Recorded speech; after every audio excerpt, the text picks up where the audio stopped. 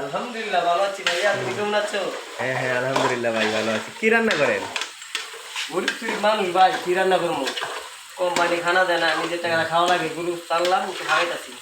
দৈনিক এই ভালো ভালো খান, আমি শুনি গরুর মাংস খান। ভাই এখন কোন এদেশে গরিব মানুষ।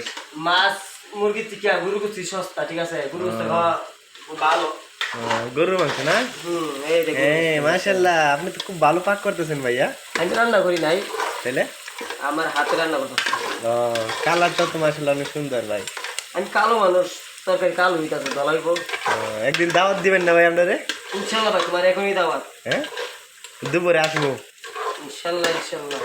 আচ্ছা আচ্ছা, ভালোই রাঁধতেছেন। ঠিক আছে ভাই, আমার একদিন পাক করে দিবেন গরু মাংস। আমরা বাবুর্চি ভালো না, বুঝছো, দুর্বল বাবুর্চি। আর এটা কি পাক করবো? এটা এটা কিন্তু মুরগি রান্না করা হইতাছে, চিকেন চিকেন চিকেন। আরে ভাই, কোম্পানি বেতন দেয় না, খাবার টিয়া দেন, এরপরে এত ভালো খাও, আর দিলে কি করবে? কোম্পানি মিয়া মিয়া, বুঝছো, 5 মাস কাম করছি, 10,000 টাকা কামাই করছি। 2 মাস বের খাইলে সমস্যা কি?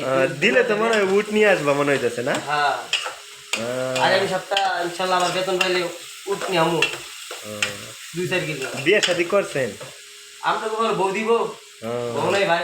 আমি আর কই রান্না মানে ভাবির কাছে শিখাইছেন। তোমার বোন টিন থাকলে একটা দিও, স্বাস্থ্য মাস্ত। ঠিক আছে ইনশাল্লাহ দিন। আচ্ছা তো ভাই, ভালো থাকে না? ওকে ভাইয়া।